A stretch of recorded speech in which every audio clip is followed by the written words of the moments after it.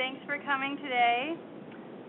I am Margaret Mantor, and I work for the California Department of Fish and Wildlife in the Habitat Conservation Planning Branch. I just wanted to share with you guys a couple of slides before we get started today. So welcome to the Conservation Lecture Series. This is the most up-to-date schedule that we have of upcoming lectures. So we've got quite a few scheduled for April. We're going to be having Sierra Nevada Redfox, Alameda Striped Racer. That was one that was canceled. It's been rescheduled, so that'll be on April 24th. We're going to have California Tiger Salamander again, Shasta Crayfish, and then in May we'll have Desert Tortoise, and in June, Amargosa Bull. And just notice that the Shasta Crayfish and Desert Tortoise, those are going to be in regional offices, so for those of you that are here in person, you are welcome to watch those ones on WebEx. So if you have any questions about any of the lecture series, feel free to give me an email and let me know if you have any questions or if you need any information. Today, we're really happy to have Dr. Joseph DiTomaso, who's going to be giving a lecture on yellow Starthistle. And so far, this lecture series has really been concentrating on listed species or species that we are concerned about for conservation. Yellow Starthistle and other invasive weeds, though, we felt are really a good thing to have in this lecture as well, because they're also a concern for people that are managing for listed species. And it was something that came up as a result of our CTS lecture, people wondering about, well, how do we manage yellow Starthistle on lands for CTS? Dr. DiTomaso received his PhD from UC Davis in 1986, and he spent nearly 8 years on the faculty at Cornell University before he returned to UC Davis. He's been at UC Davis in the Department of Plant Sciences since 1995. His research focuses on understanding biological and ecological aspects of non-crop weeds, and particularly invasive species of wildlands and rangelands. And uses the information to develop effective control strategies for those species. Dr. DiTomaso has published over 150 peer-reviewed manuscripts or books and a total of over 250 papers. He's also co-author on 4 books. He's the first editor for the new journal Invasive Plant Science and Management, and he's also the director for weed research for the Weed Research and Information Center.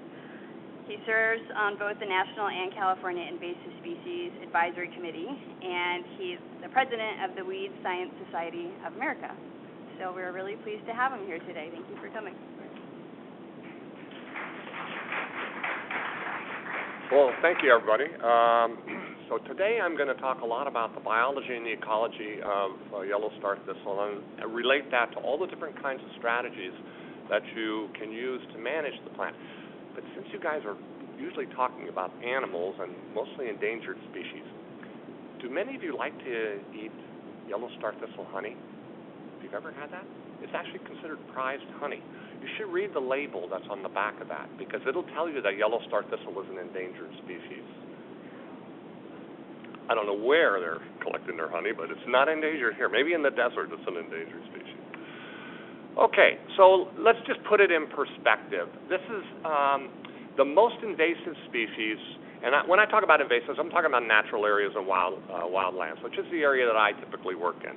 These are the most invasive species in the United States. You can see downy brome, which many people call cheatgrass, dominates, and it's by far the most invasive species, and it's transformed so many landscapes in the western United States in particular, mainly because it changes the fire regimes.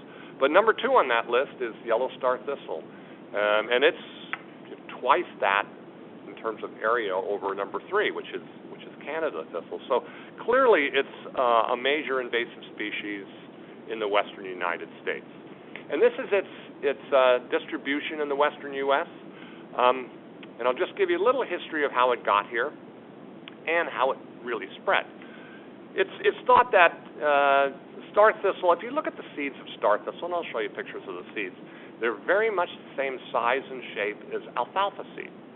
And so Starthistle even in its native range, was historically a minor problem in alfalfa.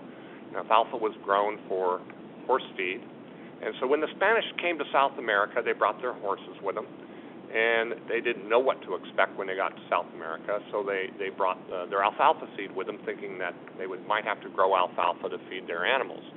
Well, of course, Starthistle was a seed contaminant within the alfalfa seed.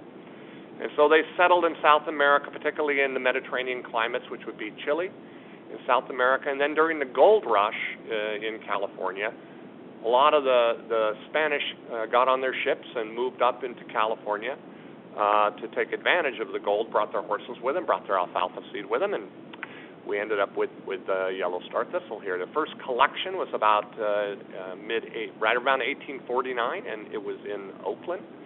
And then the first real problematic region of yellow Starthistle was in Marysville, Yuba City, Marysville area, where they were growing hay, and this was, back in the turn of the century, so it was, over 100 years ago. And in that area, they were growing hay mostly for local consumption, and of course, Starthistle really exploded in that particular area and became a major weed problem. But it really stayed there for many years, 40, 50 years, never really moved much out of the Marysville area. And then something very revolutionary happened in the United States, and that was the invention of the tractor. So you might think, tractor, what does that have to do with yellow Starthistle? Well, when the tractor was invented, people could use way more land to grow alfalfa. And in fact, they could grow far more alfalfa than they could grow for themselves. So they started to sell their alfalfa. Well, corresponding to that, then, they had to build an infrastructure so they could move hay around. So they built the road systems within the state. And so all of a sudden, these people were putting things on trucks and vehicles, moving them from region to region, and at that point, Starthistle began to explode into California because it was the seed as a contaminant of alfalfa started to get moved around the state. There's one other thing that I find very interesting about Starthistle and how it spread. Starthistle is pollinated by native bumblebees, and none of those native bumblebees are really here in California. So when Starthistle first came here, it wasn't very fecund. It didn't produce a lot of viable seed. It had no nectar. So I told you right from the beginning how great the honey is. Well, how do you make honey with a plant that has no nectar? It evolved nectar as a response to honeybees. So it was selected for, just through a very rapid evolutionary process. Hummingbee would pollinate the plants that produced a tiny bit of nectar. Those plants would then develop seed, and their progeny would develop nectar, and honeybees would, again, pollinate the ones that produced the most amount of nectar. And over several generations, Starthistle began to produce nectar. So it was very non-fecund, did not produce a lot of viable seed until the point where it produced so much nectar that honeybees pollinated almost every flower, and it started producing about 75 seed per seed head.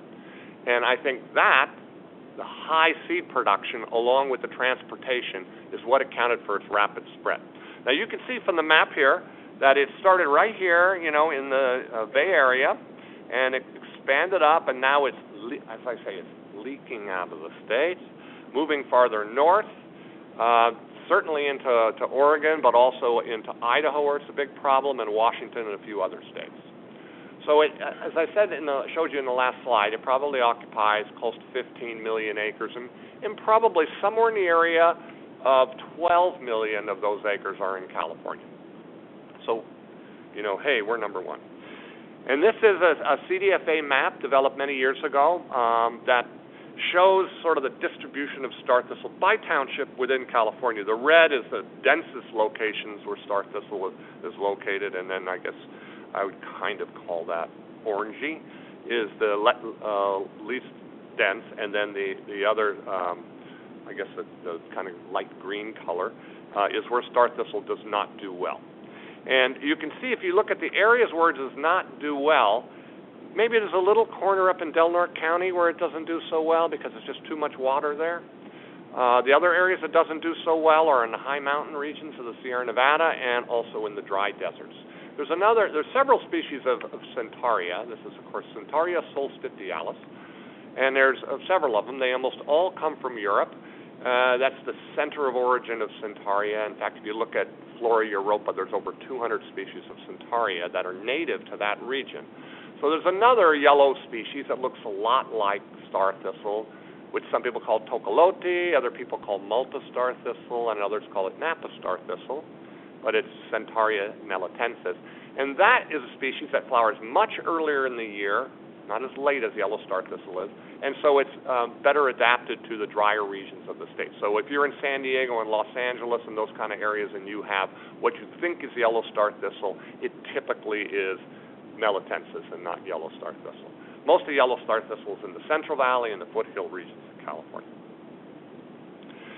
So because you can see Starthistle is such a major problem, several years ago we went through the literature, 267 articles at that time on Starthistle, and we wrote a yellow Starthistle management guide, which I don't have any more copies except for this one, but it's free on the CALIPSI, California Invasive Plant Council's website, and you just go into publications, look at the Starthistle management guide, and it's broken down by each chapter on the biology, ecology, and management. So most of the things I'm going to tell you today are in this, except for the newer things that we've been working on that post-date this publication that we did. Okay, so let's get into a little bit about the biology of the plant. Now you can see from the top left-hand photo that Starthistle seeds look very much like an alfalfa seed, if you know what an alfalfa seed looks like. And they have two different types of seed. They have the seed that has this pappus. The pappus is the structure, say, on a dandelion that would allow it to wind disperse, and many other plants that wind disperse. It's a member of the Asteraceae, the sunflower family. But it has about 75% of its seed are pappus-bearing, and 25% of its seed are non-pappus-bearing. That's the darker seed that's lying down right next to it. Now, typically, a pappus is there for wind dispersal, but in the case of Starthistle, it's not there for wind dispersal. It's there to get the seed out of the seed head. Starthistle tends to lose its spiny bracts later on in the year. So early in the year, those little sharp pappus that surround the seed, they open up and they sort of push their way. They allow the seed to push its way out to the top, and then when the flower, the seed head shakes, it blows off. It really doesn't blow more than 2 feet. A lot of people think that Starthistle blows in the wind long distances. It really doesn't. 92% of the seed fall within 2 feet of the parent plant, and almost all of them are within, even in a heavy wind, don't go further than 30 feet. So it doesn't really move long distance by wind. Those bracts fall off later on in the year, and when they fall off, then those seed that don't have a pappus, which are on the outer layer, then they fall out. So it gives Starthistle sort of 2 opportunities to disperse its seed into the ground. Now, melitensis, as I told you, the one that looks like Starthistle, we have it up here too. It's just not as common. It only has the pappus-bearing seed. It does not have the one that has no pappus. And the reason is because those spiny bracts never fall off of the plant. So it does no good to have a line of seed on the inside, because they're never going to have an opportunity to fall out if the spiny bracts never fall off. So it only has one. So Starthistle moves by seed here and there. It's an annual, it's a winter annual, so it's only going to survive, typically only survive one season, and that means it's linked between one generation and the next is its seed. So then it develops with the first rainfalls, and I'll show you some data of this. It develops a little rosette, and the rosette stays as a rosette for quite a few months. So let's say this is not a real good year to use as an example, but with the first rainfalls might occur in October, November in California. And so the most of the seed is going to germinate in that first rainfall, and it's going to sit as a rosette, and you can see the small little rosette, little seedling in the top here, and then in the bottom is a bigger rosette. It's going to stay like that from October till about April. So it's still in that, most of it is still in that form right now. And you might be thinking, well, why does it just sit there? Well, as it's sitting there, what it's really doing is putting down a very deep root system. So all the growth, there's foliar growth, but most of the growth in the plant is occurring below ground to put down a very deep root system. And I show you on the right here, at day 24, if you can see that meter stick, the root is only a few inches long, and by day 60, which is just a little over a month, that root is over 6 feet deep. So that's what it's doing early on. It's doing everything, most of its work underground, and I'll explain why. So we actually monitored germination over time because it's important to management, and I'll bring this up later on too. So on the top panel here, this is the germination and in dates, and this is over a couple of years. We planted 1,000 seed, and then every week or two we went out, counted the seed, and then pulled them out so we could account for them all in 2 years. And you'll notice on the bottom here is the rainfall totals. Sure wish we had a year that looked like that this year, but we haven't. But in this year, you can see that the highest germination occurred at the beginning of the year, but what's really important here is that there is germination at every rain event. And that's important to management, because sometimes people come in early on in the year, February, and they say, well, if we just take care of these with some tillage or with some other kind of control that doesn't have residual activity, we can get rid of Starthistle, and they actually fail almost every time they do that. And the reason is because there's a whole new batch that germinates at the next rainfall. So they'll germinate with every rainfall event. And you can see, of course, during the summertime here, there's no rainfall, and then at the next season starts, this is the same batch of 1,000, so there's not 1,000 anymore in here.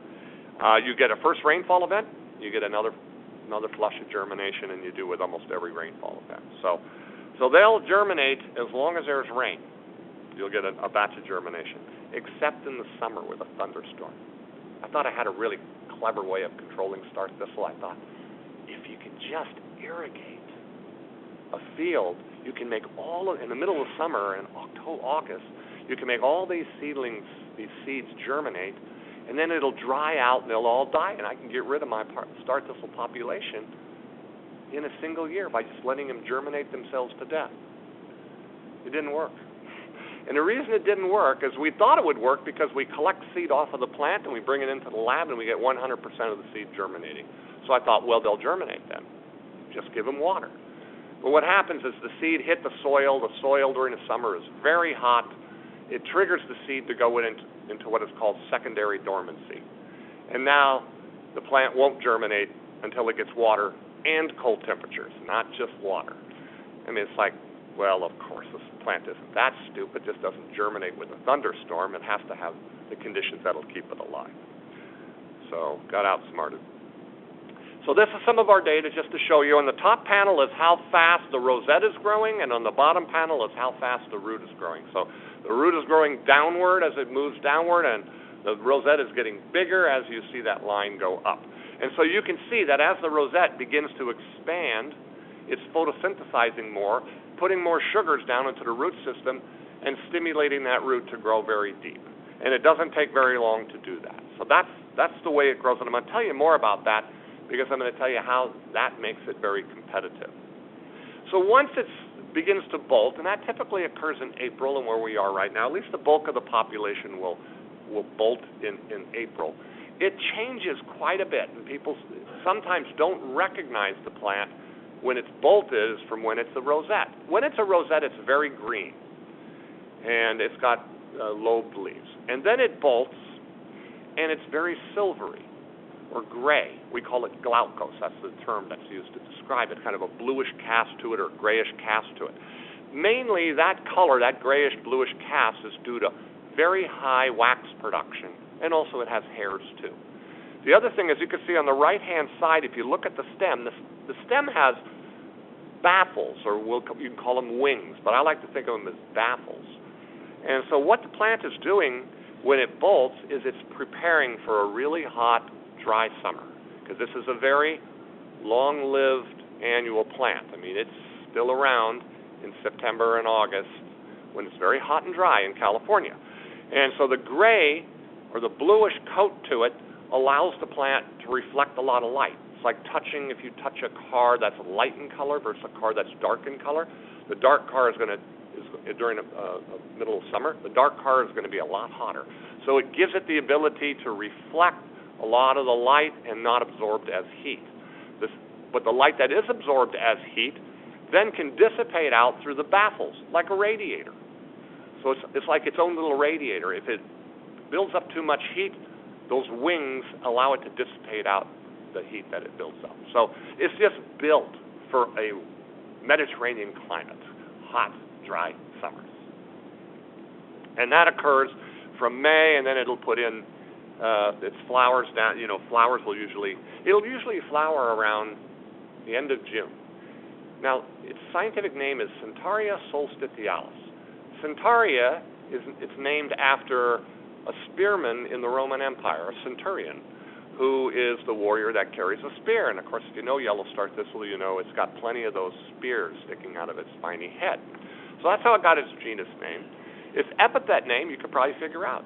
It's the time of flower, solstitialis. It flowers at the summer solstice, which is around June 21st. So right in that time is when it begins to flower, and that's how it got its scientific name.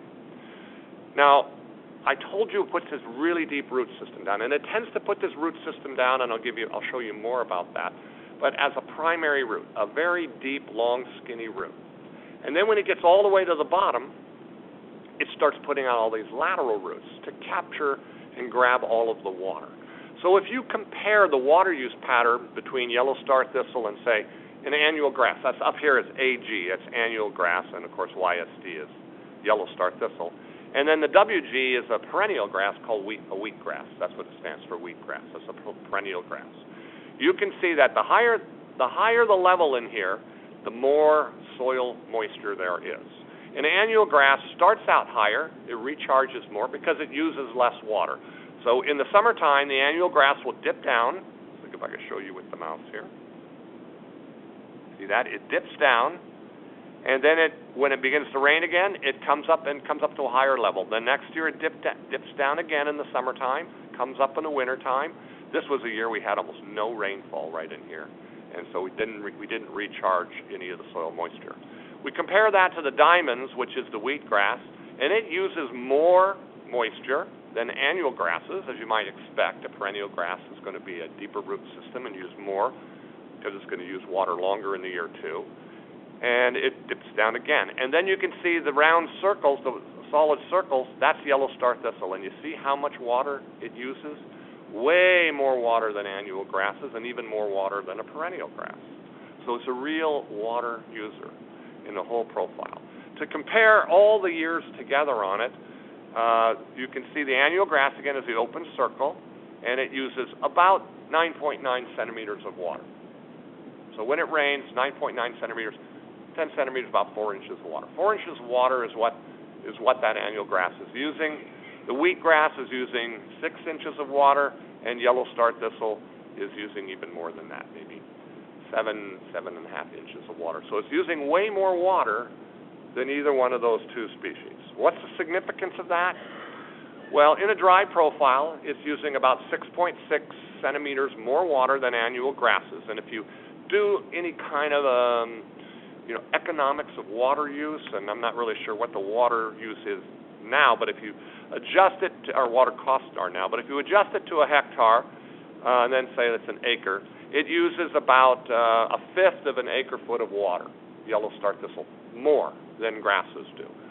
So that would amount to about $2.50 to $6.5 an acre that you're losing, which is a lot for a rancher. That's a lot of money. Now, that's just our estimate. John Gerlach's done this, too, in his dissertation. He calculates twice as much as us in terms of yellow Starthistle water use. But he's still in the ballpark of us. So it's using quite a bit of water. And how does that translate into gallons of water? Well, in Siskiyou County alone, that's the equivalent of about 26 million gallons of water. Starthistle is using more than grasses would use. What that means on an ecological perspective is that, as I say here, the equivalent of 15 to 25% of the mean annual precipitation. What that means is you have to have 15 to 25% more rainfall that year for the plants within that field or area you're working in to think it's normal rainfall. In other words, you always have to have a really, really rainy year for it to be essentially normal to the native plants within the area or the other plants within the area that you may desire. If you get a normal rainfall year, it's a drought. Even normal years is a drought. So Starthistle creates its own drought for other plants. So we had an El Nino year back in 1998, and I took this picture in Calaveras County, and Starthistle did phenomenally well. When I took this picture, there was something I noticed in this scenery, as pretty as it might appear if you don't know that's all Starthistle, something that's missing. See something that might be missing from this photo? How about young oaks? So Starthistle puts such a deep root system down and sucks up so much water that what does it compete with? Not really with annual grasses, because annual grasses use surface water and it's using deeper water. It's competing with oak saplings, oaks that are trying to get established, and you don't see hardly any young oaks, only old oaks in this photo. So this is where it can have a significant ecological impact throughout California. So we're trying to get more at this water idea and trying to figure out the life cycle as it might relate for us to develop management strategies. So probably I could be arrested for this, I'm not sure, but a graduate student, actually, he developed this experiment. He put phone booths in the ground, and he had a glass wall on them, and then he climbed in and worked in those throughout the summer. And we had all these different plots in here. So, I mean, you can imagine, him working. Of course, I didn't put the top on him when I was in there, but he would climb down in these kinds of things, and he'd look at this big glass wall, and he would monitor every couple of days root growth. Now, all the roots he's looking at are going to be lateral roots because the primary root grows straight down. So the roots he's going to see are all lateral roots. And he monitored even into, this really hot, dry part of the year. And he monitored three things. He monitored with probes in the ground. He monitored CO2 release. He monitored water in the moisture levels in the soil, and he monitored root growth. And I'll tell you how you can use this information. So he's marking these things and measuring them, and he's doing this all the time. His name is Steve Young. This is his dissertation, or part of his dissertation. And at the same time, monitoring all those other things that I mentioned. This is for the neutron probe. So you can stick a probe down in there, and you can estimate how much soil moisture there is at any depth within the soil that the probe goes down to. So just to show you a comparison, the top panel here is yellow Starthistle, and as you go down this, it's depth. Okay, so yellow Starthistle is shallow right in here. That's 1 foot deep, and that's down to 6 feet deep. This right here is Elamus glaucus. It's a native perennial grass, which we try to use in some of our restoration programs. And the one on the bottom is gumweed, a Grindelia camporum, which is also a native broadleaf species, perennial. And so what you can see here, if you look at this one, is that the yellow Starthistle shows pretty much an even distribution of roots all the way through the profile. And the bottom axis here is time. So it shows an even distribution through the profile. The Elamus glaucus, which is blue wild rye, shows mostly its roots in the upper surface, with some roots going very deep. And the Grindelia I didn't really do, and I'll talk about Grindelia later. I'm just going to compare the first two. Did this the second year. It wasn't enough to do it 1 year. He had to do it twice. And in the second year was very much a drought year. So we didn't have nearly the rainfall, and so Starthistle produced only 72% fewer roots than it did the year before. So not nearly as many roots because there wasn't as much moisture. And you'll notice that most of the roots are in the upper profile. So Starthistle is adapting to where the moisture is. The moisture's in the upper profile. That's where it grows most of its roots. Elamus, on the contrary, had 50% fewer roots, but they were very deep because they really couldn't access later on in the year any surface moisture. So they were using most of the deep moisture. Okay? So that's what I say right in here. So now we put it all together. Here's the CO2 level. The CO2 level is in this case, the blue. As it's going up, that means roots are developing because CO2 is released through respiration. And so as a plant is burning carbohydrates, it's releasing CO2. So that means it's growing. It's respiring to create new roots is what it's doing. And then as it drops off, it's not creating as many roots. So if you kind of look at that, here is the stage of development when the roots are growing, and the red line is the root growth. That's how many live roots there were. Which is kind of surprising. It says that most of the roots in yellow star thistle are growing from about right now, okay, right towards the end of March. Lateral roots now, a lot of roots, and pretty much stops towards the end of May. Roots.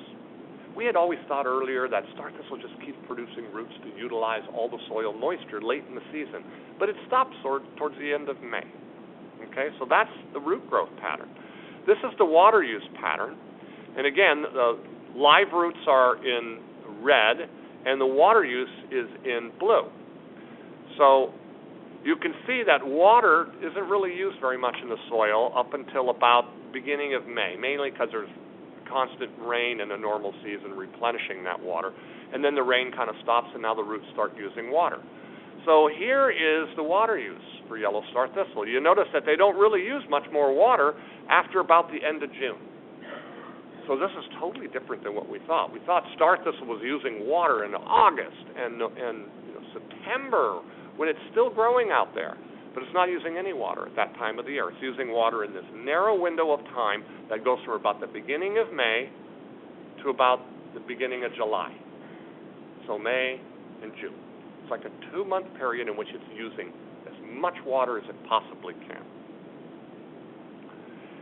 Okay, so to put it in perspective then, here's the root construction zone. It goes from March to about the end of May. The water use time goes from about the beginning of May to about the beginning of July, and then reproduction occurs after that. So there's no real more root growth and there's no real water usage when star thistle starts to flower. So that means, if I think about this, I'm going, you can't save any water by controlling star thistle late in its growth period. It's already used all the water it's going to use. So it's going to be already have caused damage to the plants that you want to do well if you treat that late in the year. So that kind of summarizes that. The establishment stage, where it's a rosette, occurs to about the end of April, and then you get, at that point, you get it bolting, and that only takes about a month, and then you get it developing the spines, and that usually happens in about May and June, and then the end of June, you start to get reproduction that goes on until typically end of September, maybe into October. If you look below ground, the taproot is elongating just straight down for the bulk of that time until March, and then the lateral roots all developed in March, and then it starts, when the lateral roots are developing, it's using all the water. All the water's already gone, and now it starts to go into the root senescence, and it starts to go into flowering stage. Okay? So, just to conclude on that, on the root dynamics, because the root dynamics, understand the root dynamics of star thistle is extremely important to doing any kind of restoration of the plant, of an area. So the years where there's no real deep soil moisture recharge, then star thistle is going to utilize shallow moisture, just like the grasses do. So this is why star thistle does so poorly in a grassland when it does not recharge its deep soil moisture. We've had years we go out there and we don't hardly see any star thistle. And the reason is it cannot compete for shallow moisture with annual grasses. They are just way too competitive. They produce fibrous root systems and a lot of plants. So it can't compete, and it does not do well under a drought year competing with annual grasses. In a normal year, though, where you get deep soil moisture, then it's going to do very, very well because the grasses don't utilize that deep soil moisture, and it's all there available for star thistle.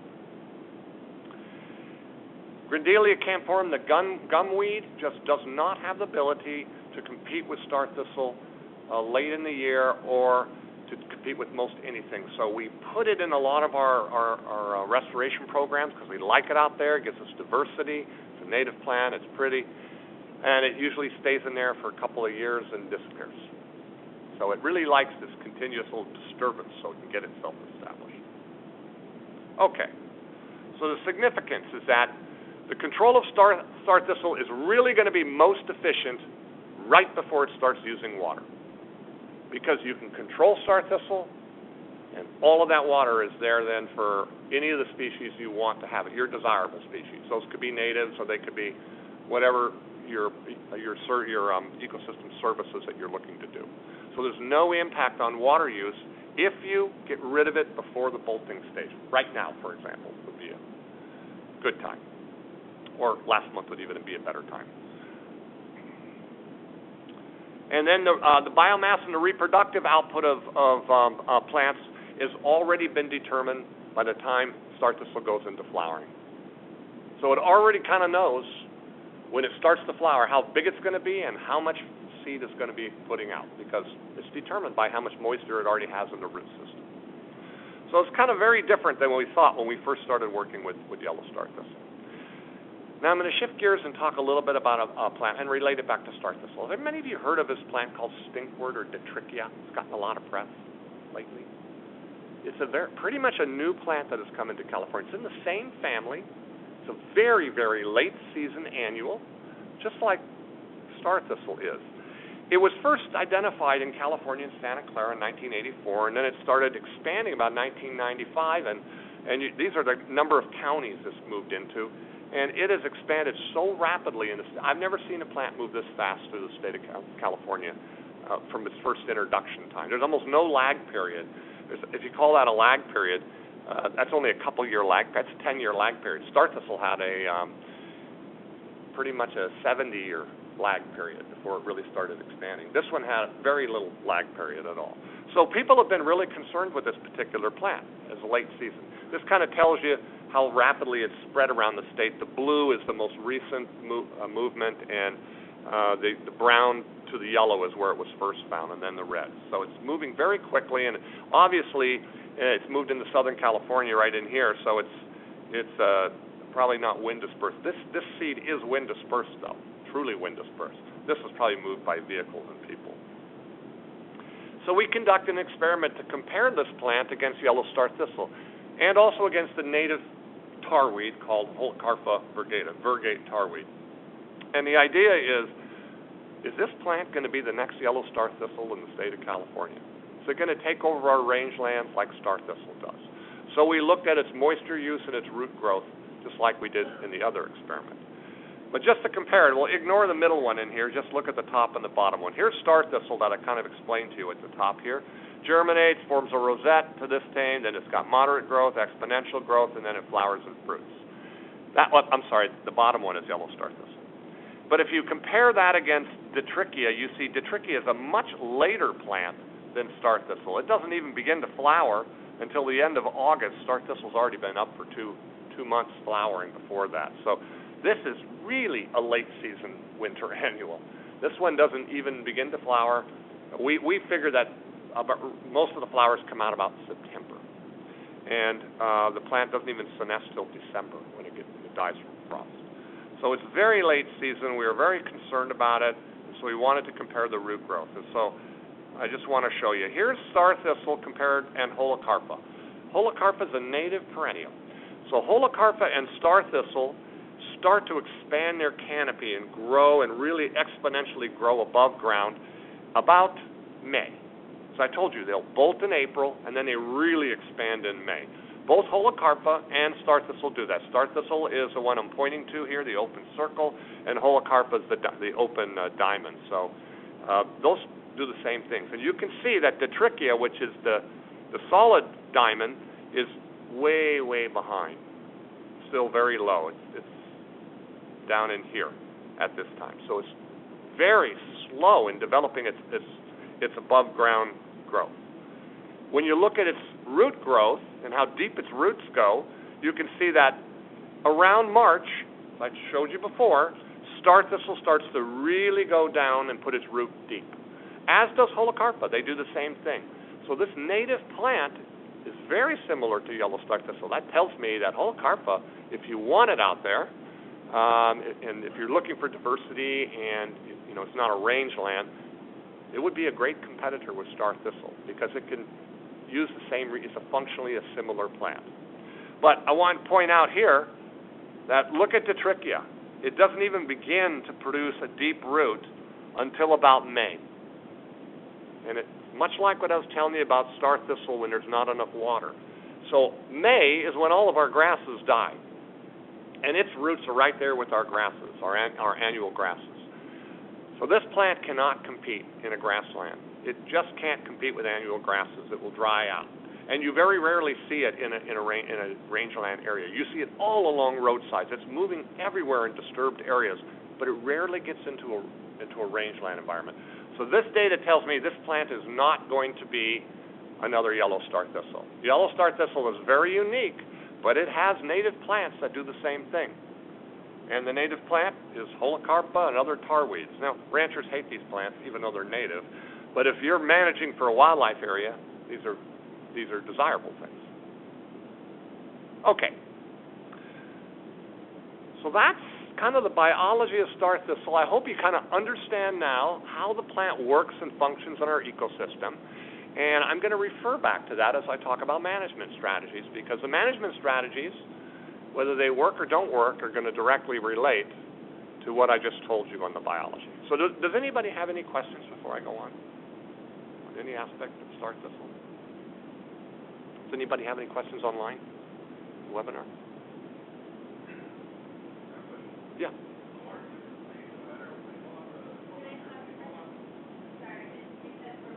Oh, yeah. So the water use, you were showing that uses most water around May, I think, for Starthistle. Does that depend on time of germination? Because on your charts it was showing a lot of germination in October, November, not in February or March. Doesn't really. Okay. And the reason is because the plant bolts by photoperiod. So a plant that is germinating later on in the year, if it doesn't have that moisture, if it's not an irrigated pasture, if that's an irrigated pasture, then it's going to put a deep root system down. But if it doesn't get irrigated, those plants never produce, those late blooming plants or late germinating plants never produce but one little flower head, because they don't get deep enough and don't get enough energy, and they've used all the moisture, so they produce one head. Now, we were in Siskiyou County one time, and we had a huge population of Starthistle. So we started counting how many plants there were per unit area, and we found there were 1,000 plants per square foot. It's a lot to count for just a square. We were going to do by square meter, and we went, 10,000 plants is too many to count. Let's do it by square foot. Every one of those plants is this big, except once in a while you get a very large plant. And we were saying, wow, the large plant must be the early germinating plant. So it germinated early, got its root down, and all the rest of these are late germinating plants. And so we thought, well, what's the function of having so many seed out there, which most of them are going to, and those plants, by the way, they dry out in May, and they try to produce a seed. Most of them don't even get it up. They just they dry out. They don't even open the flowers. So we said, well, what's the function of that, when only one can survive? And then we thought, well, the function is that it's eliminating all competition. You got 1,000 plants using soil moisture right at the surface. How can anything else compete with it? And then you got the one plant going deep and using deep soil moisture. It doesn't have to worry about all of that. So it is essentially eliminating all of its competition by creating worker bees, in a sense. All of these plants that act like worker bees, just sucking up the shallow soil moisture. So there's probably a function for the plant germinating later in the year. Now, that doesn't happen with all plants. Some plants will germinate within a two-week window. Everything germinates, and if it doesn't germinate based on photoperiod within a 2-week window or temperature, it won't germinate after that. But in the case of Starthistle, it'll germinate year-round. So that's what I think is the function of it, of why it would do that. And that's why, Starthistle could produce 100 million seed an acre. Does it really need 100 million seed an acre in our area? No. It doesn't need 100 million. If you can knock out 95% of seed production, you probably wouldn't see the difference in the final population the next year. So what's the advantage to producing that many seed? Maybe they eliminate other competition. Good question, though. Anything else online? Okay. So shall I move into? You guys okay? You want a break? You all right? You want me to move into control? Okay. So let's start out, we'll talk about mechanical, biological, cultural, chemical, and then I'll talk about integrated approaches and why I think integrated approaches are the best way to go. So mechanical, not something you guys would do very often, but you can use various types of tillage equipment. Well, before I go on, let me go back. Hand pulling, hoeing, weed whips are all used for Starthistle. Any of these types of controls have to be before viable seed are produced, or you're not doing really a whole lot of good. People ask me this all the time. If I pull out a yellow Starthistle plant, can I just throw it on the ground, or do I have to bag it and carry it out? And I would tell them that if you waited until the plant had already produced a lot of flowers, you can't leave them there. You're probably wasting your time anyway, and second of all, it hurts a lot more. So if you do it before they produce flowers, then you can just throw them on the ground and they'll dry out and die. So you can do all of these different things, but usually they're done in fairly small areas. Tillage might be done in a larger area, but we rarely do this in natural areas or wildland areas. It's too disruptive to the native vegetation and the other things we might like. And in your case, it's not probably very good for the endangered species out there either. So these are not strategies I see that often. I occasionally see them in a pasture area, those kinds of areas, or in vineyards where they would have Starthistle or that kind of an area. And they work fairly well, but the timing has to be just right.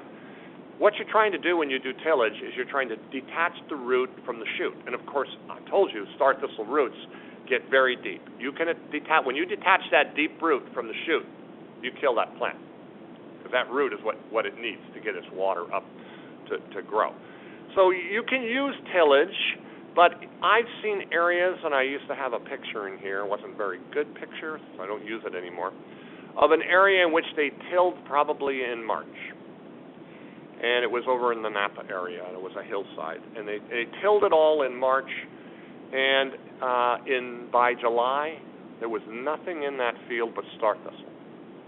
It was the only plant in that field. They eliminated all their annual grasses by the tillage, because they killed them too.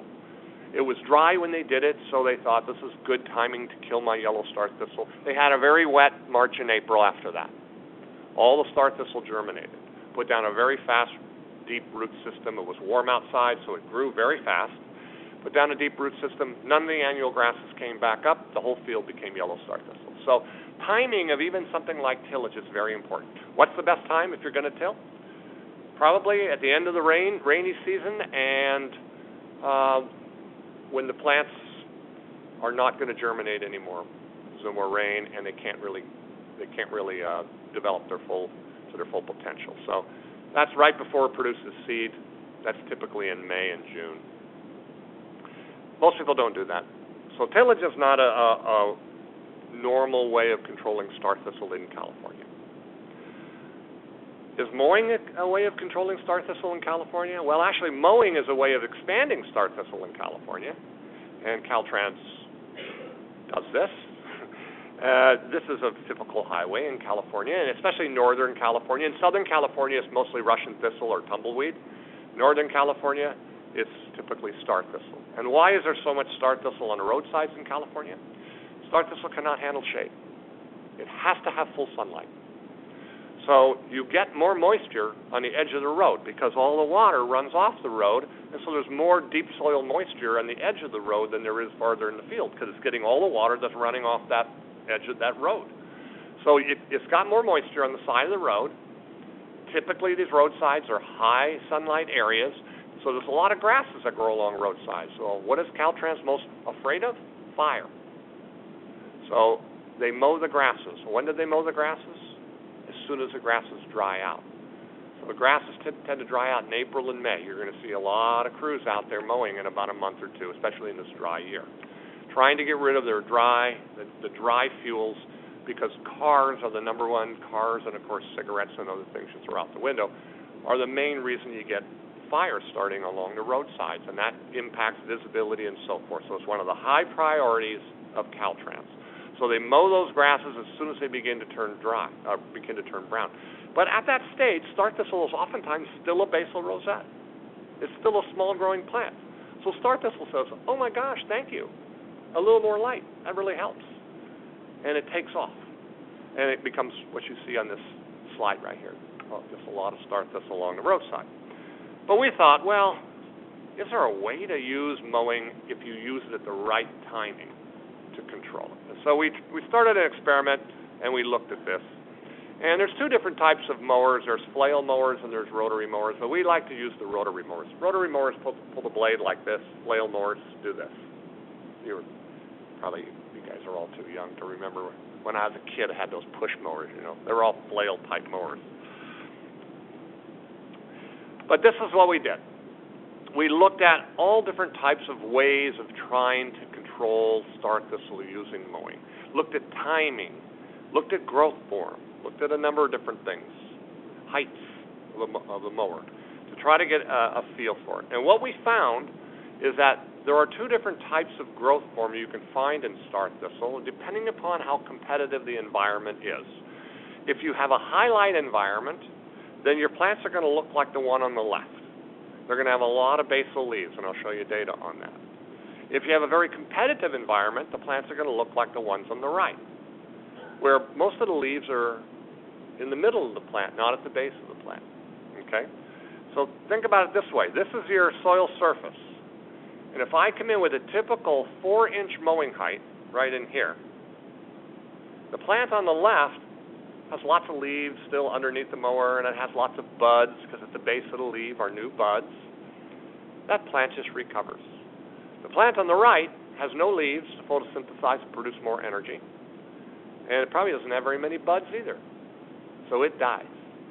So the growth form is very important. Now, the plant I show you on the far right here, the one that still has the flowers on it, that's a plant that looked like the one on the left, and it's actually a couple of plants.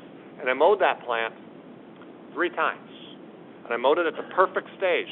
The stage is the spiny stage. Before it produces viable seed. I mowed it 4 inches. And I let it get back to the spiny stage. I mowed it again. And I mowed it again. And I didn't kill it. I turned it into a little yellow Starthistle pincushion.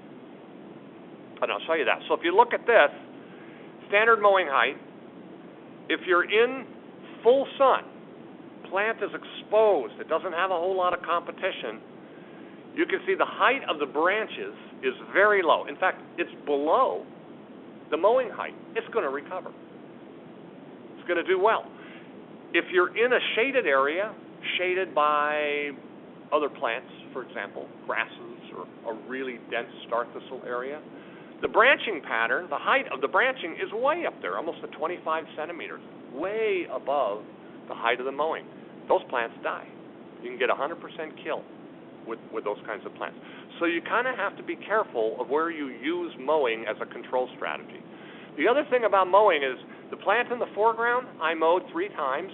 It's doing just fine. Plant in the background is a control plant I didn't mow. Okay, do you notice another difference between those plants besides the height? One's green, one's brown. Remember I told you about moisture in the roots? Well, now you've cut that plant so many times, it's not losing its root moisture. So it's living a lot longer into the year. And if it happens to rain, if this plant can live, say, into October or November and it rains, that plant will be a perennial. I will perennialize that plant. Whereas the plant in the background, it used all the moisture in its root system. It went through its whole life cycle. It's done. It's not coming back. It's dead. So poor timing and if you don't understand the growth form of mowing can actually make a situation worse rather than better. So if you see the plants and they're really skinny and they don't have any basal leaves because those basal leaves can't get any sunlight, so they wither and die, that's where you can use mowing as an effective tool. Now, sometimes people will say, well, gosh, here's the problem. I need to control Starthistle, but I can't wait until the very end of the season to determine whether I can use mowing. Because what if it turns out I can't use mowing? I lost my opportunity to use an early season control strategy, right? So I said, what would I do? And I said, this is what I'd do. Go out in the field in the middle of winter and look at the skeletons from last year and see what their growth form looks like. If the skeletons from last year look like a tumbleweed, you're probably not going to be able to use mowing. Go with an early season strategy. If they look like little sticks coming out of the ground, and you look at the 4-inch height, and there's nothing there but little sticks, straight little sticks coming out of the ground, mowing might be a good option for you. So you can utilize the information from earlier in the year with the dead material to get an estimate of what your property might look like and whether you can use mowing as a control strategy. Not just as simple as just going out and mowing them. Now, many of you probably think of biocontrol as being, the most common way that people control yellow star thistle. And there's a lot of energy been put into biocontrol. There's been 6 or 7 organisms released, and one more we're hoping to get released. But all of the insects at this point that have been released all do the same thing. They all feed on the seeds, or their larvae feed on the seeds. So they're all seed head feeders. The new one that they're trying to get released actually feeds on the roots, and that might be a better strategy. So of all the 6 or so organisms, insects that have been released, only 2 are even marginally effective, and that's these 2, the hairy weevil and the false peacock fly. The false peacock fly is an interesting story because they introduced the peacock fly, which is Catarrhalia australis. And they found that it didn't do well anywhere in California. It only did well in one area of Oregon, southern Oregon. And they said, well, why is it doing well, staying alive, attacking Starthistle, but nowhere else? And they realized that this insect comes out very early in its life cycle, early in yellow Starthistle's life cycle. It's a seed head feeder. It comes out before there's any seed heads in yellow Starthistle. So it has nothing to eat. The rest of California just dies because there's nothing to eat. Why does it survive in Oregon? Because it attacks one other plant, bachelor's buttons, which is a centaurea. And bachelor's buttons comes out early. So it comes out of the ground when it pupates, and then it attacks bachelor's buttons. It produces another generation, and when that generation comes out, Starthistle's ready. So they thought, well, this insect isn't really going to work because bachelor's buttons really doesn't occur in most of the area where Starthistle is. All of a sudden, the insect started to move and started to be successful in all different regions of California. So the entomologists at CDFA said, wow, why is that happening? Nothing happened for years, and all of a sudden it's moving down. Let's look at this insect again. And it turned out it was a different species. It was this species, Catarrhalia succinia, so they called it the false peacock fly. And the false peacock fly comes out much later in the year than the peacock fly. So it's timed perfectly with yellow star thistle. The problem, however, is remember when you get a biocontrol agent released, you have to go through multitudes of studies to show it's not going to attack other thistles. Well, what are the important other thistles in California? Safflower, artichokes. So 2 crops. So they put a moratorium on the movement of this. They stopped moving it around, and they started doing all the host testing after the fact. Cows out of the barn, horse out of the barn. And now they're doing all the experiments. Turns out, fortunately, it did not attack any of those other crop species. That was good. Also turned out they never had to lift the moratorium because this insect is so mobile that by the time they finished those studies, it was everywhere they were going to move it to anyway. So they did this study with CDFA in which they looked at the populations of these 2 organisms. They looked at the hairy weevil, Eusthenopus villosus, and the false peacock fly. So the hairy weevil's on the left and the false peacock fly is on the right. And you can see the false peacock fly, the red is very dense, then yellow, then green. The black dots are where it really isn't very common. And you can see how much more common that false peacock fly is. And in fact, another thing you can see in this area is the one area where Eusthenopus is very, very common, right in here where most of the red and the yellow is the areas where Catarrhalia is not very common. So they competitively exclude each other. They don't work in synergy. They work against each other because they lay their eggs into a seed head, and what will happen is that the Catarrhalia larvae will kill the Eusthenopus larvae if they lay their eggs into the same seed head. So they eliminate the other one. So they don't work together. They work against each other. But primarily, Catarrhalia is the more widespread of the two biocontrol agents. Now, they attack a lot of the seed heads. Both of them do. But as I mentioned to you earlier, you got to knock out at least 99% of seed production to have a significant impact, even 95%. And the best these have been able to do is 75%. That sounds great, but that's not enough. You need to knock out more. And this is why it's only in certain areas you see some effect of the biocontrol agents. In most of the state, you don't see any effect on biocontrol.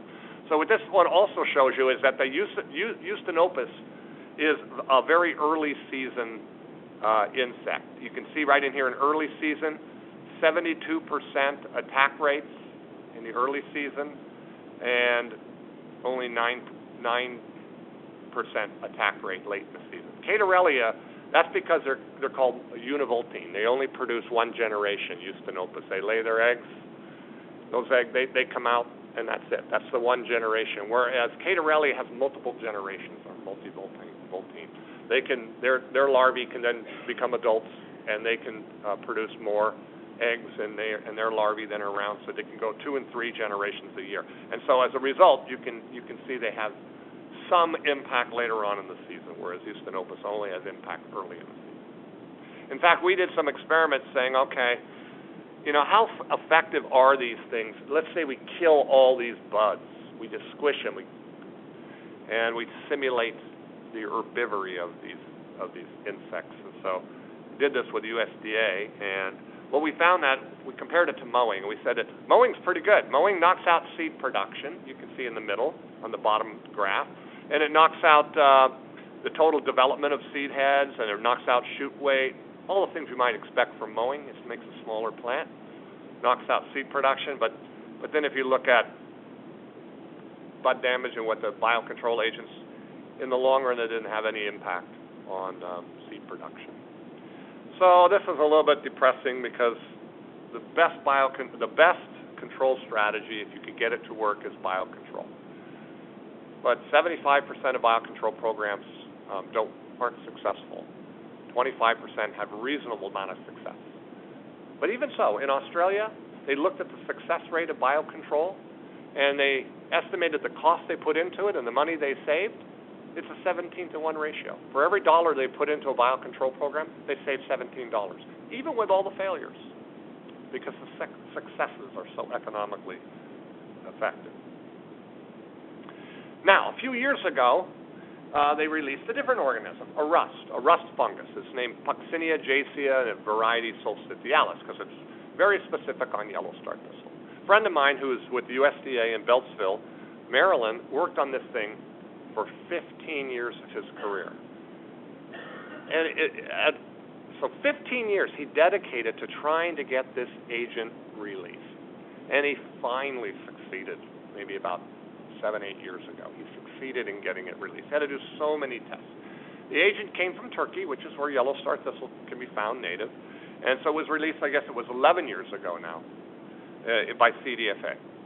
Now, what it does is you can see, if you look at this slide, you can see that it forms these little pustules, these little typical symptoms of a rust. Let me see if I can.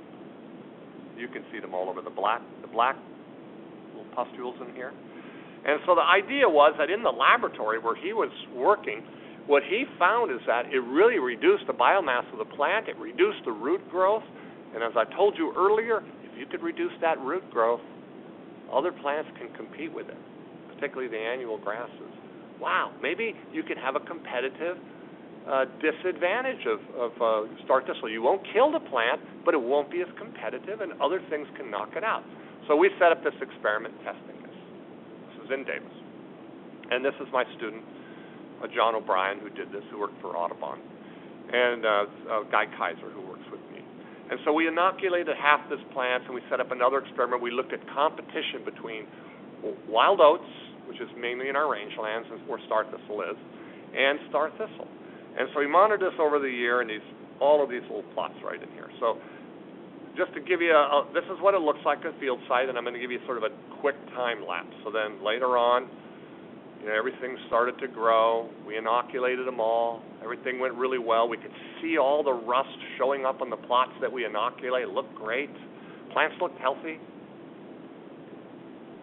But at the end of the season, everything looked the same. You couldn't tell any difference between the inoculated and non-inoculated. It was just all solid Starthistle in each of the plots that we had. So it was a little depressing.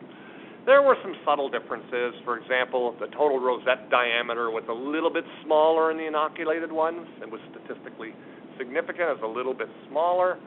The black bar here is the ones that were inoculated. Biomass was a little bit smaller 1 year, but overall in 2 years, no difference. And total seed heads, well, there was a trend of a few less seed heads, but they weren't statistically significant. So clearly this isn't going to work. And why doesn't it work?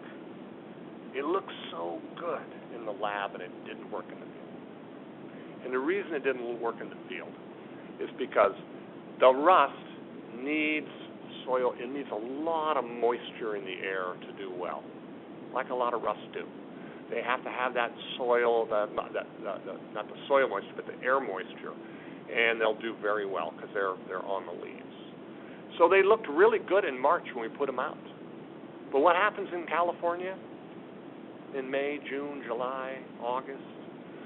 It gets really dry, and humidity goes way down, and the rust did nothing. And the plants just compensated and got back to their normal size. So it just isn't going to be a very effective, unfortunately, biocontrol program in California. Looked so good in the lab, but didn't look so good in the field. So that's another biocontrol. And then we looked at it in comparison to, with wild oats. Well, obviously, if it didn't do anything in growth, it's probably not going to do anything in competition. And these are called replacement series graphs. And the only point I want to make here is that the lines are the same whether they're inoculated or not on the top ones right in here. Starthistle inoculated or non-inoculated. And they didn't show any difference. You'd see a big divergence in those two lines if you saw, let's say, wild oat being more competitive against Starthistle than when it was inoculated and non-inoculated. So it really didn't do anything, and that's really unfortunate because I just want biocontrol to take care of the problem. That's a simple way of doing it. It's the most economical way. So they're still looking at biocontrol, but haven't come up with a solution yet. Any questions on biocontrol before I go on? So let's get to some of the what I call cultural control strategies. Grazing and burning are cultural control because humans are manipulating them. I don't call grazing biocontrol because you're moving animals from site to site in various stalking rates and in various timings. So there's 3 animals, of course, that can be used for Starthistle control if you're going to try to graze it. There's cattle and sheep and goats. Never horses. Starthistle's poisonous to horses, so you never want to use horses. So cattle, they tend to prefer grasses, but they will eat Starthistle, but they prefer grasses. Sheep, they prefer broadleaves, so they like things like Starthistle. And goats, well, they'll eat anything, pretty much. So Starthistle is really, really high in protein when it's green. It's 14% protein. That's extremely high. But the animals won't eat it. At least most sheep and cattle won't eat it in the spiny stage. And in fact, once Starthistle infestation reaches 30%, so it's 30% of the cover, animals avoid the area. And the reason is because when it's 30% cover in a uniform coverage, every single time a sheep or cattle put their head down, they put their head in a thorn, in a spine. So they begin to avoid. When it's lower than that, when it's 10%, they can find areas to eat in between the Starthistle. But when it gets to about 30%, it's very difficult for them to ever put their head down and grab anything to eat without getting poked. So they move off-site. So you really, if you're going to graze, obviously with these animals you have to graze early. Now goats, they have the ability to work their way around the spine, so they'll even eat Starthistle in the spiny stage. They prefer woody vegetation. Sheep and cows, they don't mind putting their head down. They don't worry so much about predators as goats do, so goats don't like putting their head down, so they like to be browsers and keep their heads high so they can see any kind of a predator coming. Now, the way you can do this, though, is oftentimes, and these animals will actually, they will go after yellow star thistle early on because of the high protein content of the plants. So they're not really a big problem. But when you have other plants, say like Medusa head, where these animals don't want to eat Medusa head, you have to put them in at very high stalking rates because they act like humans when they're in high stock. They act like humans all the time, actually. I mean, if you gave me a table full of food, all kinds of stuff, I'm going to avoid certain things like bell peppers. I just don't like bell peppers. I'm going to avoid them and pick what I like. Animals do the same thing. If you don't put them in with a high stocking rate, they pick and choose what they like the most, and they usually leave behind all the things that have high silica or have spines or the awns on them or whatever. But if you put me in a room and I was starving, and you put 100 of us at a table, and you said, this is all you're going to get to eat, I'm probably going to grab whatever I can and try to eat it as quick as I can, and animals will do the same thing. They're less selective. They just grab whatever they can. And so they'll eat noxious weeds a lot of times if you put them in a high enough density. So I don't do too much with grazing. Craig Thompson has done quite a bit with grazing of star thistle, but he has found that both sheep, goats, and cattle can effectively manage star thistle. They won't eliminate it, but they'll manage it. They do it very differently. Cows like to do it when it's bolting, because I don't know if you can see this right in here. Let me see if I can show you here. But that black cow has a tongue right in here that's sticking out. They stick their tongue out and they wrap it around the plant and pull it out, whereas sheep nibble. So they eat very differently. So sheep will nibble it down. Cows will yank it out when they eat this. That's why cows like grasses so much, because grasses grow in a way they can just grab them and pull them right out of the ground. So, but it can be fairly effective, but it doesn't tend to, it just suppresses the population when you use grazing. But a lot of people do like to use this early in the season. I like burning myself. It's more fun. And I always consider burning to be a real natural way of controlling some of these things. It's the way historical burns, we're in these areas in California probably once every 9 years, and then when the Native Americans were here, they burned constantly, and they changed the burning regimes to once every 3 to 5 years. So selecting for certain things that they wanted to grow, and certainly burning will select for things that they like more, and it'll recycle nutrients and all that kind of stuff. So we were using burning, but when I started using burning, I looked at the literature, and the literature, there was only been a couple studies done on burning, and both of them showed that it didn't control yellow star thistle at all. But those studies were conducted for a single year. So I thought, well, maybe you have to use multiple years of burning because you've got to reduce that seed bank. Also, you have to have something else, something out there that can carry a fire, because the timing of which you're burning yellow star thistle, the plant's still green. Doesn't you no good to burn when the plant is already dried. It's already produced the seed. It's fallen on the soil. Grassland fires never kill seed on the soil. They're not hot enough. So whenever a seed falls to the ground and you burn an area in a grassland, you're not going to kill the seed that's already on the ground. So you have to have the seed exposed directly. So we burned areas, and this is the East Bay Parks area, and they burned. So you have to have enough fuel to carry a fire. I mean, you oftentimes have to have grasses that dried out in there or something in there to carry a fire. You can see in this photo there are these green areas in here that just were so thick in star thistle that they didn't burn. They didn't have enough fuel to carry a fire in there. Most of the area did burn. They got about a 95% burn in this area, and they burned about 400 acres, and it was very effective. So the timing of burning, though, is right when star thistle begins to produce flowers. Very beginning. Now, star thistle is very different than grasses. Annual grasses, you can burn things like Medusa head and ripgut brome and barb goat grass. You can burn those. Those grasses, as long as the seed is exposed to the direct flame, you'll kill them. But star thistle, you don't have the same luxury. The seed is protected in the seed head. If that seed is viable, a grassland fire will not kill that seed. It'll survive. So you have to burn before it produces viable seed. So we tend to burn at the end of June, right around the summer solstice, and that's when you've utilized a lot of your soil moisture, as I've told you before, because you don't want it to recover. So you got to, after it uses the soil moisture, but before it produces viable seed. And that's the timing. So Like the literature, though, we found the same results. So you burn for 1 year, and guess what? You don't do anything.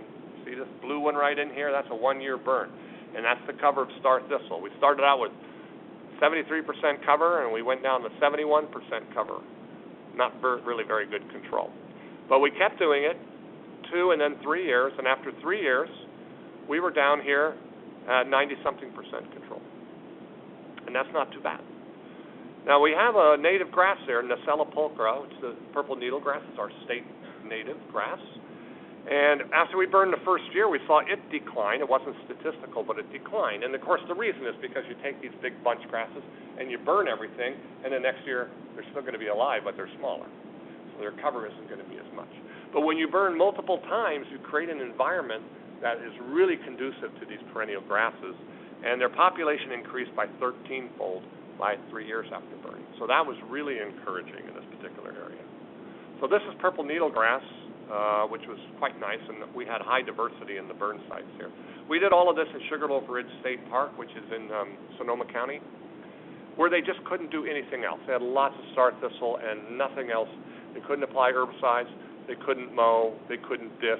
They couldn't put grazing animals in there. The only option they had was burning, and so that's why we did that experiment there. Now, if you don't get anything else out of what I tell you about controlling Starthistle, here is the main thing. If you cannot control the seed bank, you cannot control the plant. All your control programs are designed around getting rid of the seed bank.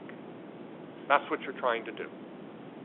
So, as an example, here is unburned areas we produce. This is per square meter.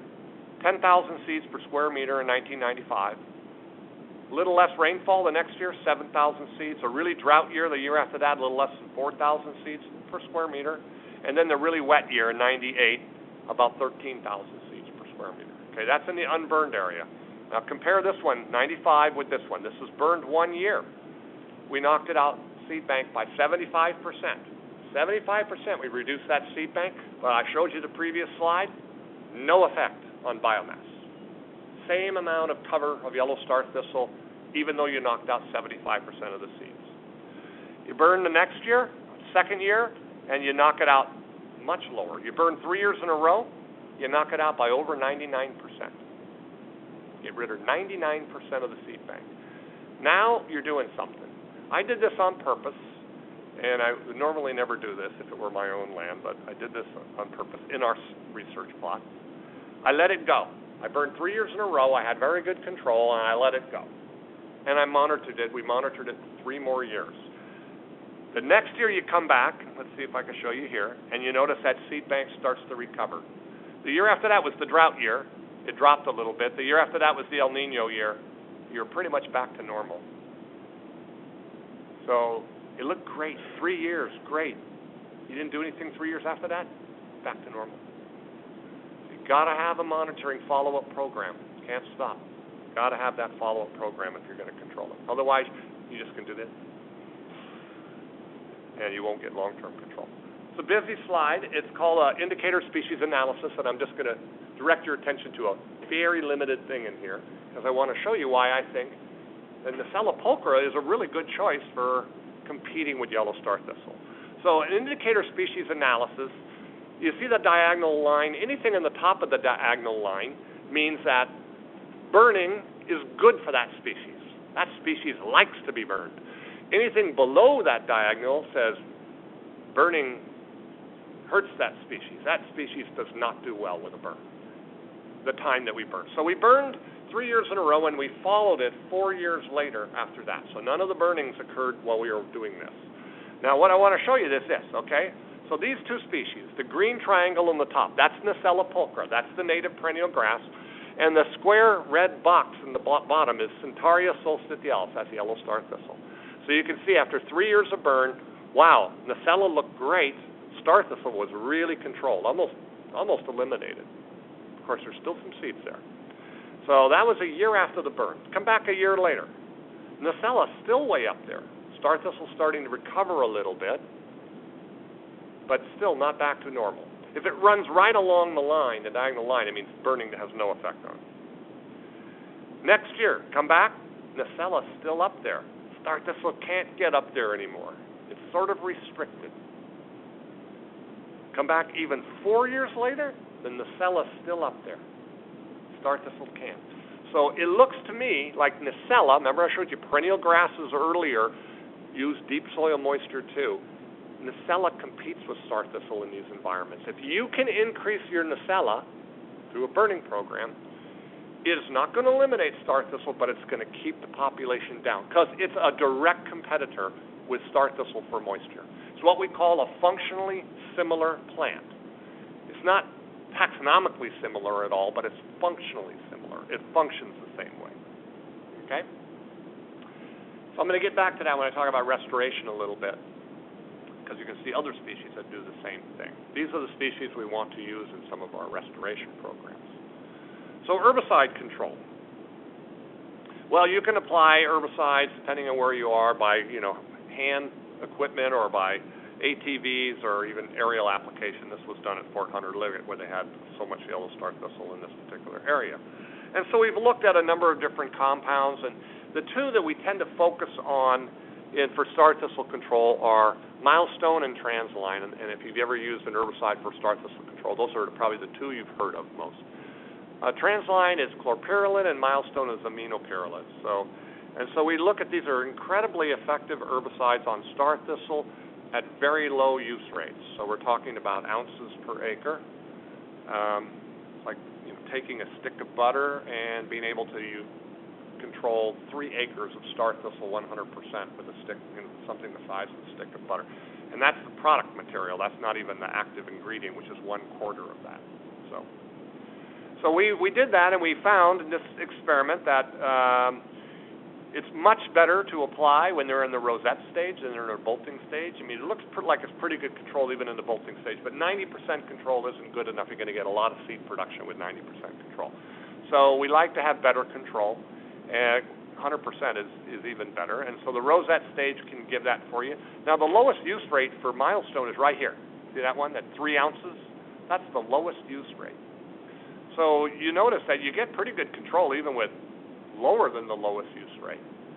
And typically chemical companies do this because they realize you're not always going to apply the herbicide at that rate, that you're on every area. You're going to get hills and bumps and valleys, and you may get areas where you don't get as much herbicide. So they try to give you a little bit of buffer. But even 3 ounces, that's only 3/4 of 1 ounce of active ingredient per acre. So we got very, very good control. In other states, they used to use picloram, which we don't have registered in California. Now they no longer use picloram because you can see this one was 16 ounces an acre. And you can get 3 ounces an acre, the same kind of control. And Transline gave a little better late season control than Milestone. So this was like, if you could see that, this was like the first experiment we did with Transline in Yolo County up along the foothills, where they sprayed aerially at actually less than the lowest rate. And on the right was the treated area, and the left was untreated area. And you can see it's just a line in the field. Very low drift potential, and they just had a line in the field. On the right, they didn't have a single star thistle plant in there. The ranchers were really amazed when they saw that particular photo. It's all grasses in there. So we looked at, anybody have questions? So we looked at a little more on the timing of using Transline and using Milestone. So Milestone is up at the top here, and then Transline's the one white bar right in here. And what we found is that November is a little too early to apply. It doesn't give you long enough soil residual activity to give you the full control. December, January, February, December, January, February, ideal time to apply if you're going to use these herbicides. At all rates, even the rate here, which is 2/3 of their lowest recommended rate, we still got, you can see, 100% control of star thistle using this. So December, January, and February are the ideal times to use these products. You could still get control in March, but you tend to have to go with a little higher rate to get really good control. So that's what the plants typically look like when you treat them. They're in this stage, the rosette stage. That's what a plant's going to look like, say, in January and February. So this is timing in which you want to apply when your plants look like this.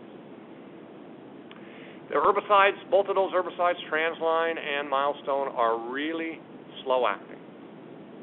Milestone did get a low-risk evaluation by EPA, which helped it get its registration early. But you get a very slow kill. It takes a month to kill the plants. So it takes quite a while to do it, so you don't worry. A lot of ranchers are like, oh, this stuff's not working, this stuff's not working. We always say, be patient, it'll work. And it does.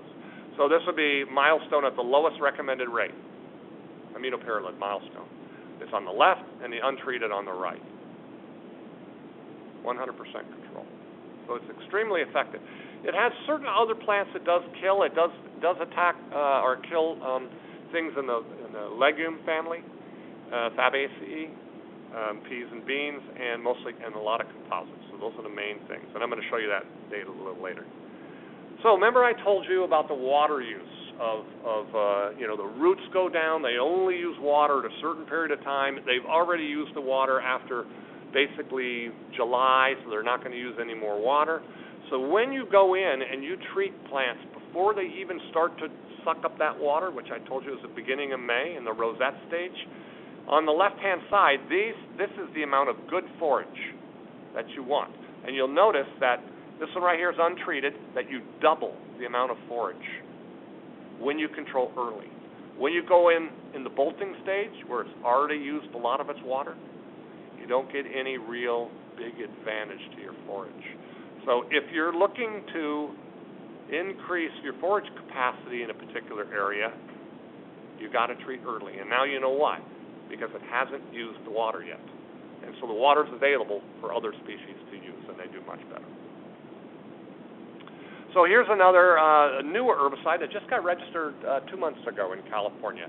It comes out as an herbicide called Perspective, and it's really a combination of two herbicides. I wish it just came out as a aminocyclopyrachlor, because by itself it does a lot of things I want it to do in controlling noxious weeds, but it's mixed with chlorsulfuron, and that limits where you could be able to use it, because it becomes now too hard on the grasses, and we want the grasses out there oftentimes.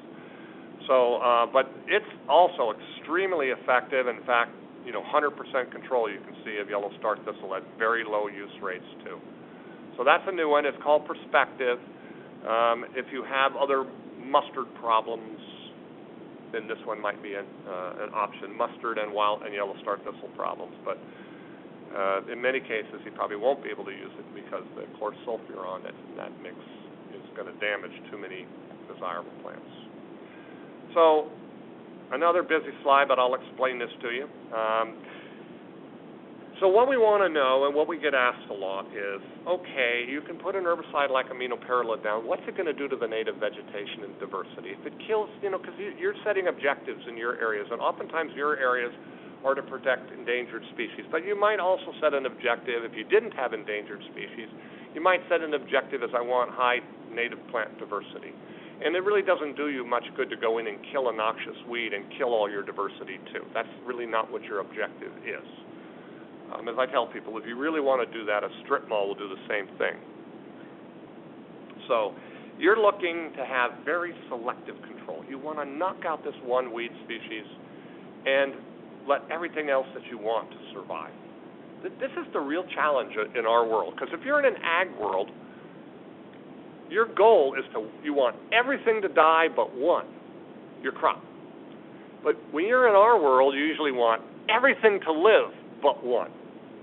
A lot harder to do that than it is to kill everything but one. So, because you can manipulate your growing season to do that. So what we did is we went to an area rich in native plants. This was the McLaughlin Range, which is between Lake County and Napa County. And it's a reserve there. And we used two rates of Milestone. The high rate on the label, which is 7 ounces, and the low rate on the label, which is 3 ounces. And we monitored, and then we had uncontrolled plots. And these were fairly big plots, 100 feet by 100 feet. And we monitored all the vegetation within those plots. At the time before we treated, at the year we treated, and then 2 years after that. So we wanted to see what happened to all the native vegetation in there, what it hurt, what it didn't hurt. and whether things would recover in time. And so the year after we treated, and we did this twice, so the two top panels are both the year after the treatment. You can see, if you can read that, it says the Asteraceae, the Fabaceae, and in this case the Asteraceae is here. And then the Ranunculaceae was knocked out here, but I think it's an artifact because it didn't show in the first year when we had more. We just didn't have very many of them. And then I call this group the super roses, which is a couple of things related to roses. But anyway, you can see the untreated, and this is a probability deal. So you see, but look at the three corners. If something is in this corner right in here where it says untreated, that means the probability of finding that plant in the untreated is way higher than finding it in either other corner.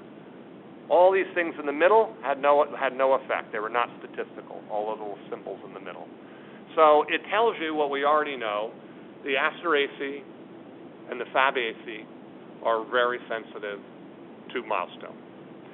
We come back a second year. We come back now the year after. We haven't treated for another year. We come back, and so it's 2 years after the treatment. And we see that the Asteraceae is still significant. The larger the circle, the more significant.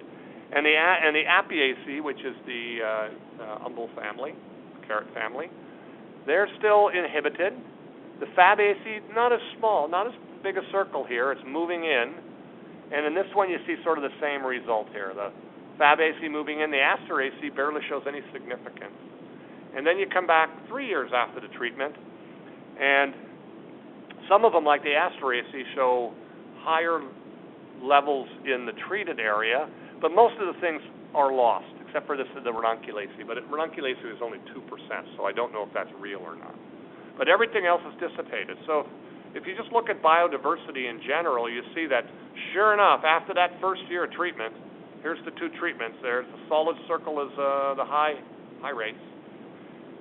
It definitely knocked back biodiversity and species richness in both trials. By the year after that, they're starting to catch up, and by the third year, there's no statistical difference anymore.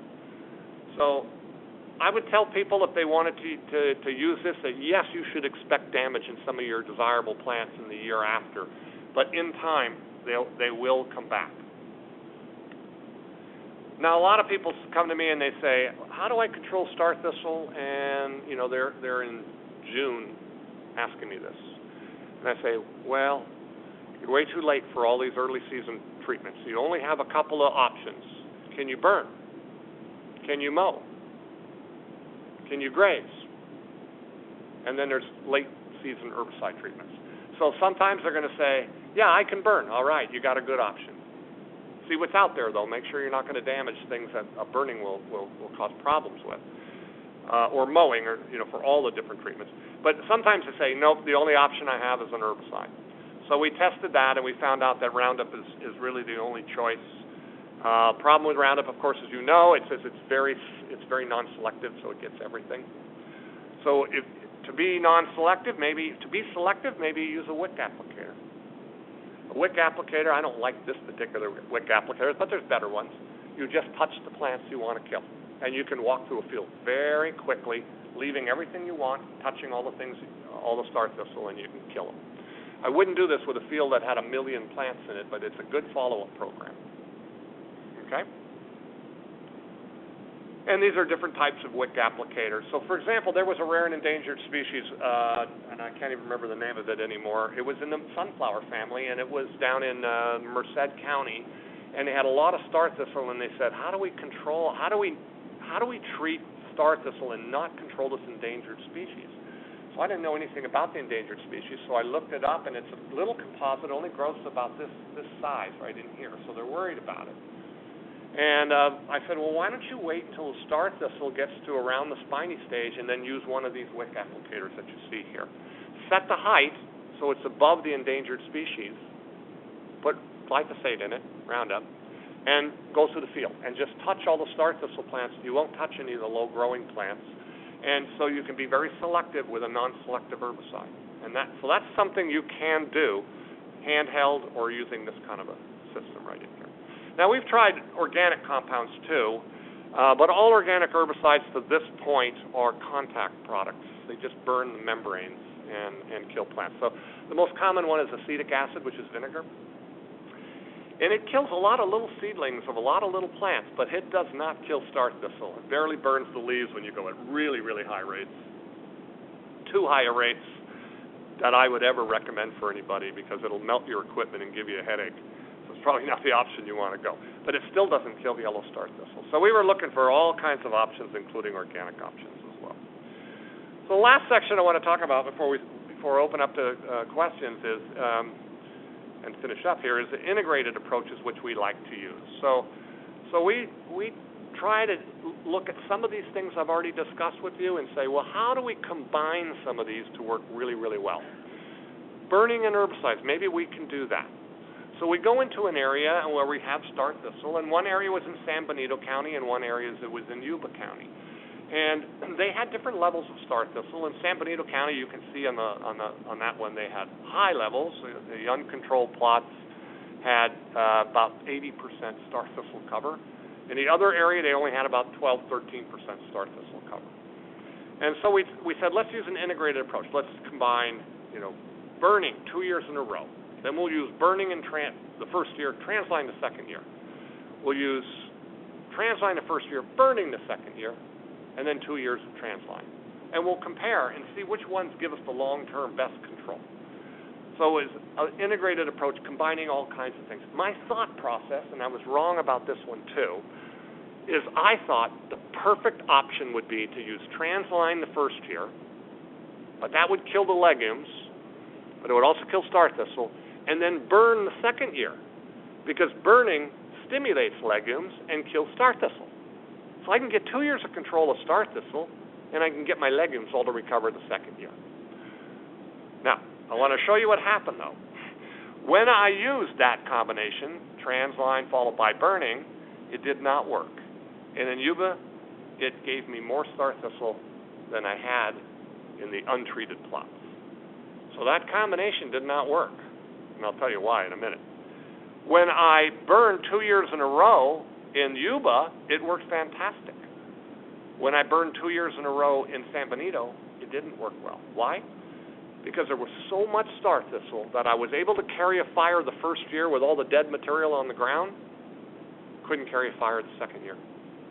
So the Starthistle did well. So what did work in both of these areas? Well, 2 years of transline worked fine, but burning followed by chlorpyrrolid. Finally realized that burning stimulates the germination of yellow Starthistle. So if you can stimulate the germination and then kill it the next year with the herbicide, you can get way ahead of the game. Now, let's take Yuba County, because this is why it's important to understand what you have out there. In Yuba County, we had Starthistle, 13% Starthistle. But we also had ripgut brome, and we had Medusa head. And so now here's the same experiment, looking at this, looking at Medusa head. Now, remember I told you the two best things in that area were 2 years of burning worked great, burning followed by chlorpyrrolid worked great, and chlorpyrrolid 2 years in a row worked great for Starthistle. But you're just selecting for Medusa head and ripgut brome by using the herbicide 2 years in a row. That's why you need to integrate your approaches. So in this area, if you could burn 2 years in a row, you could get all three species. If you can't burn 2 years in a row, you can burn 1 year followed by chlorpyrrolid the second year. You could still get pretty good control of these species, these grasses, and excellent control of yellow Starthistle. So you have to know what species you have out there before you integrate these various approaches.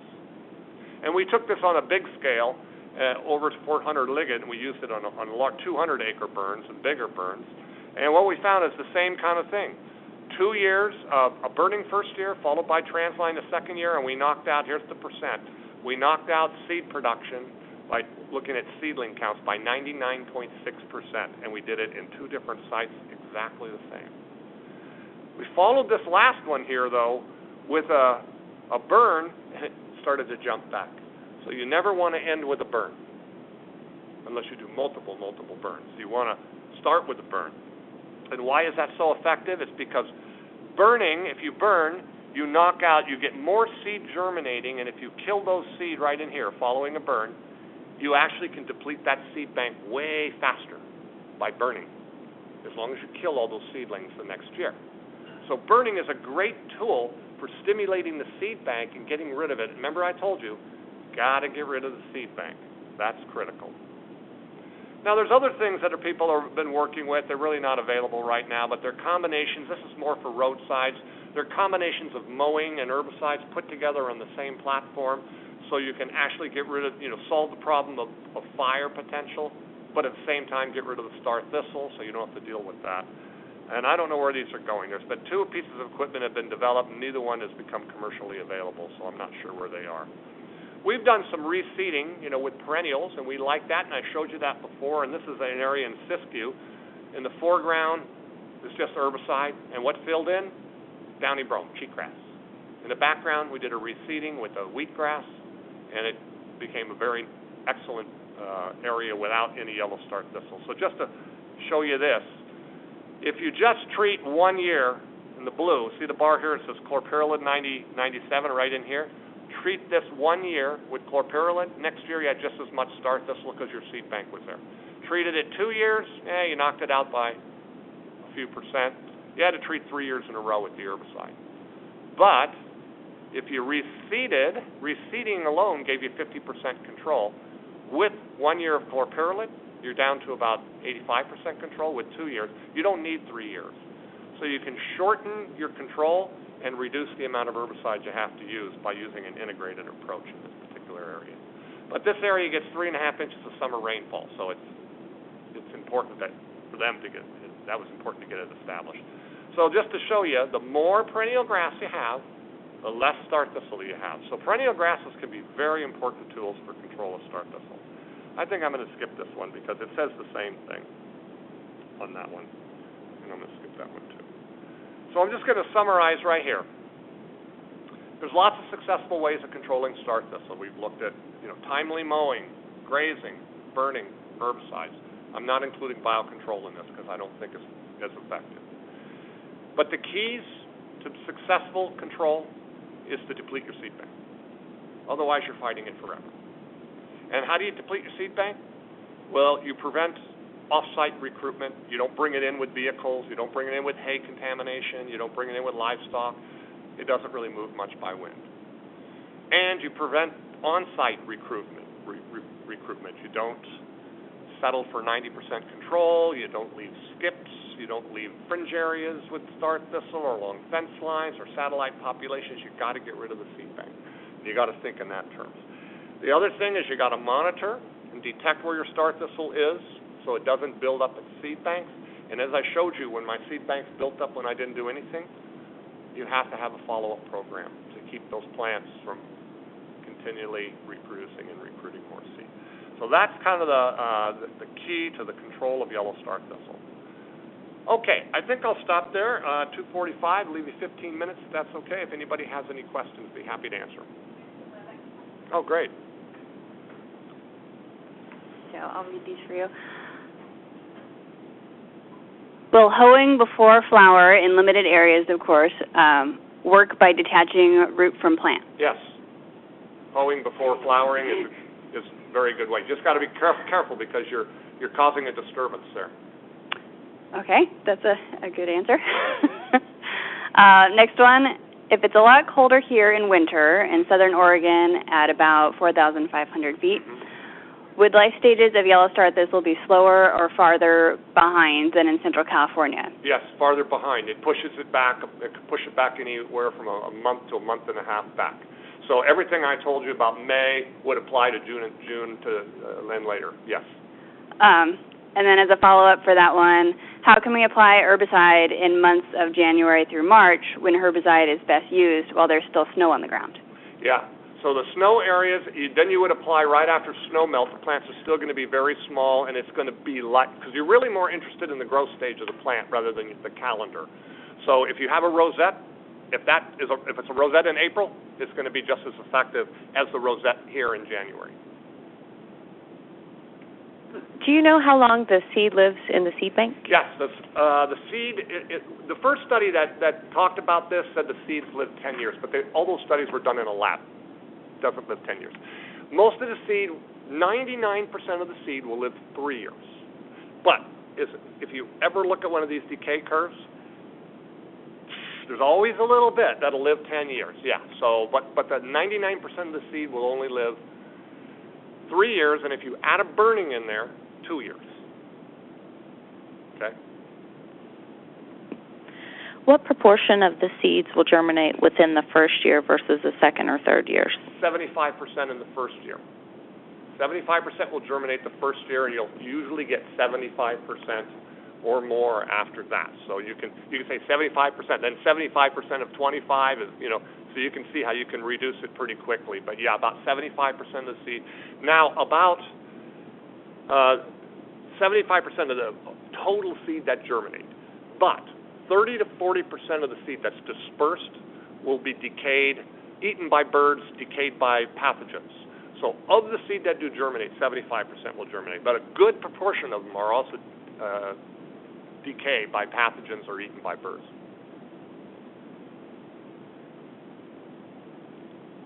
Are there any other questions? Looks like nope. Okay, well, thank you very much. Well, thank you guys for your attention.